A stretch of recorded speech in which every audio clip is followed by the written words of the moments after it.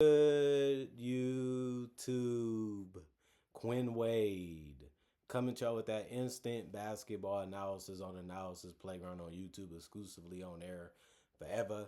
And we're gonna talk about how the Pelicans beat the Clippers again, this time without Kawhi Leonard. The season series is 2-2, but they don't play again until next season since the Pelicans won't be making the playoffs. They won 105-99. They held the Clippers under 100 points. And they go to 25-46, the Pelicans does, and 16-21 at home.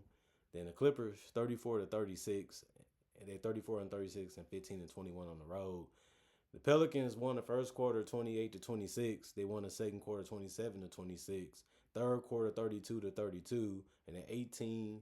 The Pelicans won the fourth quarter. 18-15. They won the fourth quarter by 3. John Collins was getting where he needed to. He was backing people down and hitting jumpers and getting to the basket and hitting wide open threes. He can do that, and they needed him to have a good game, and he did. 28 minutes for him, 8 rebounds, 1 to 3 from the free throw line, 1 assist, 3 turnovers and a steal, 2 personal fouls and a -4. M plus minus. Derrick Jones Jr., 34 minutes, 22 points. He ended up having the biggest scoring game for them. He went 7 of 11 from the field, so he was efficient. Took good shots, kept driving, kept trying to find a way to get good looks for himself, even if he had to play off the ball a little bit. It worked. He had 4 rebounds, 3 assists, 1 turnover, 1 steal, 4 personal fouls, and a -3 and plus minus. Brook Lopez, 29 minutes, 6 points. He scored in the paint, but he couldn't really hit a 3 or make shots consistently in this one. A lot of misses. If he made a couple more, it's a different game, but it didn't happen because he even went 2 of 6 from the free throw line. He had 3 rebounds, 2 assists, 3 turnovers, and a block. 2 offensive rebounds. He even got 5 personal fouls. The Pelicans are a physical team. They like to drive a lot. So I can see him being caught a little lump-footed. Chris Dunn, 34 minutes, 8 points for him, 3 of 8 from the field, 2 of 4 from 3. He's going to take the high percentage looks if he get them. Other than that, he's going to keep the ball moving. He had 7 rebounds, 3 assists, 3 turnovers, and 3 steals. 2 offensive rebounds, 2 personal fouls, and a +3 and plus minus. Jordan Miller, 37 minutes, 11 points, 2 of 8 from the field, 0 of 3 from the three-point line. He scored basically all his points at the free throw line because he went 7 of 11. Even then, you want him to make a couple more of those. And then just a couple more shots, even if he had to make 1 3. But they didn't really need it as much since they found a way to win it anyway. 8 rebounds, 5 assists, no turnovers, 1 steal, no personal fouls, a -17 and plus minus 2 offensive boards. So, he was able to do some other things to help the team win. Isaiah Jackson had a big game off the bench, 19 minutes, 13 points, 6 of 9 from the field, 0 of 2 from 3, 1 of 3 from the free throw line. He had 6 boards. That was the most off the bench. He had an assist, no turnovers. He did get a block, which was the most off the bench, and he also had the most tied with Brook Lopez with 1. 2 offensive rebounds, 1 personal foul, and a +2 and plus minus by Donovich, 27 minutes, 16 points.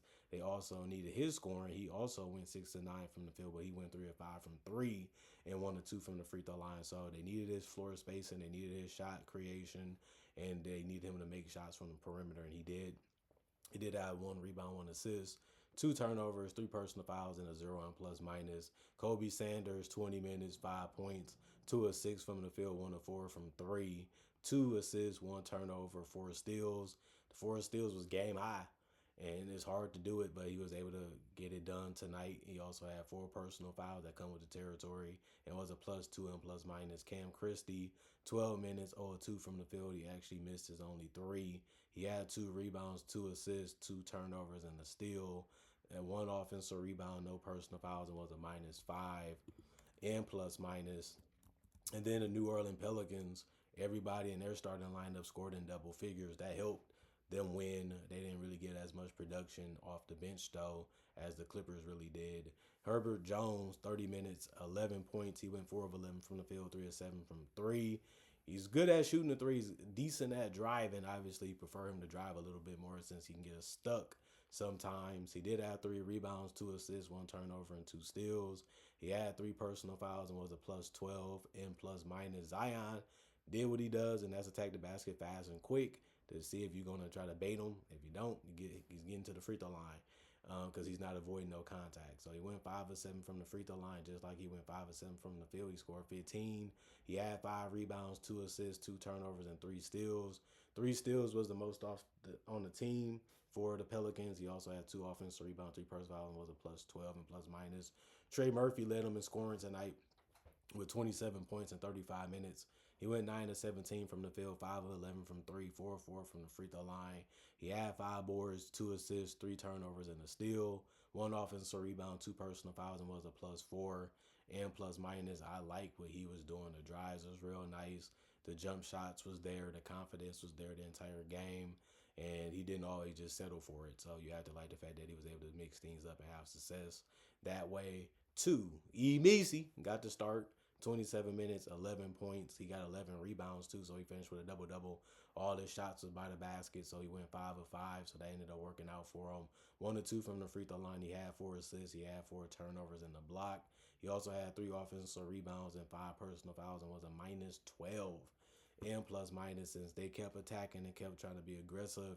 He did get in a little bit of foul trouble in this one, and that's what cut some of his minutes. Sadiq Bey, 36 minutes, 20 points. He went 6 of 11 from the field, 3 of 4 from three, and 5 of 5 from the free throw line. Good scoring from him, whether if he was in the paint or shooting on the perimeter, especially from three.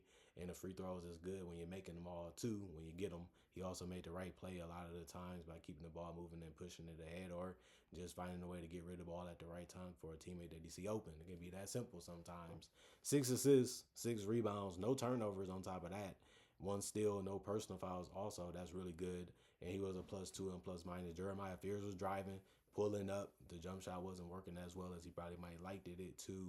But he also went 4 of 10 from the field and had 8 points. He went 0 of 2 from three. He did get 2 assists in a turnover. He also got 2 steals, no personal fouls, and was a minus 2 and plus minus. Played the most minutes off the bench with 24.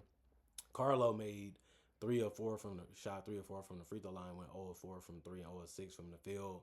Since he made 3 free throws, he finished with 3 points. He did have 5 rebounds, which was tied for the most off the bench. He had 1 turnover, 1 steal, 1 block, 1 offensive rebound, 3 personal fouls, and a plus 6 and plus minus. Derek Queen, 16 minutes, 5 points. He went 2 of 5 from the field, 1 of 2 from three. He had 4 turnovers, which is more than what you would like in any game, especially in 16 minutes. But it just show you how hard it can be to score and do things in the league when everybody's trying to stop you or make it tough for you. 1 steal, 1 offensive board, 1 personal foul, plus 4 and plus minus. And Jordan Poole, 17 minutes, he had 5 points. He went 2 of 6 from the field, 1 of 4 from three. He did have 3 assists. He can score and pass the ball real well sometimes. But this game, he didn't have any turnovers. He did have 2 personal fouls, was a plus 5 and plus minus. His career is going down these last couple years, and the Pelicans is only helping that by not playing him a lot and not giving him a lot of minutes. I'm not saying he deserves it, but his career is going in the wrong direction. So you got to have that in the back of his mind in the offseason.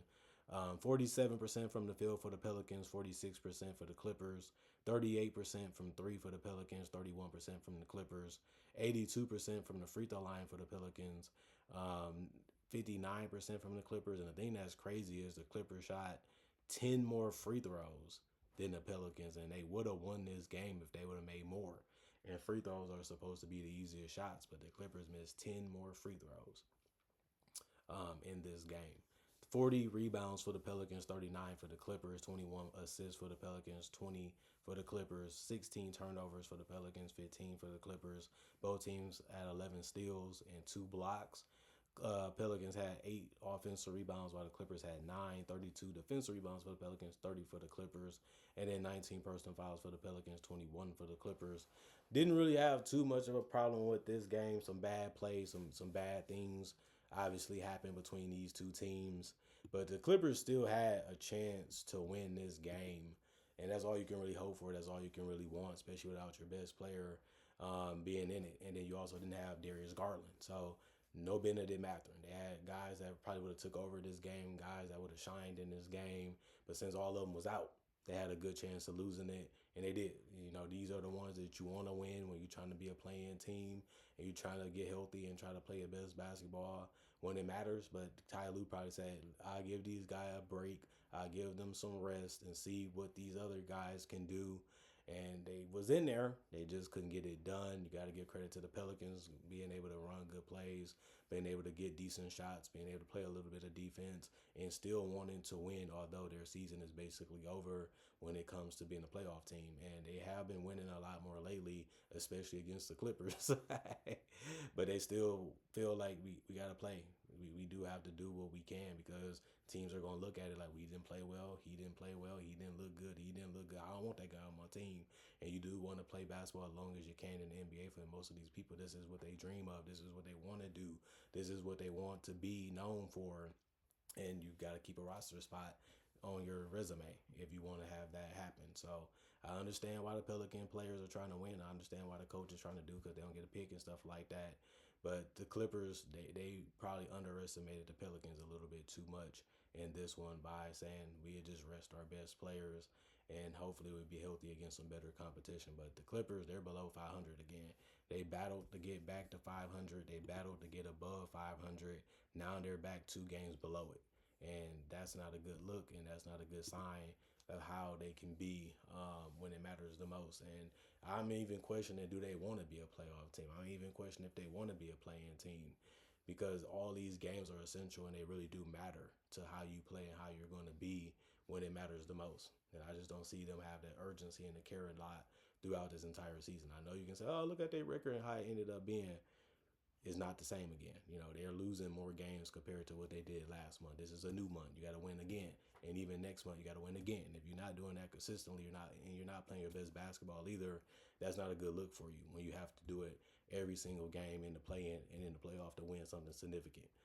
It don't matter if you don't do that then. You just did all of this for nothing, basically, is what I'm saying for the Clippers.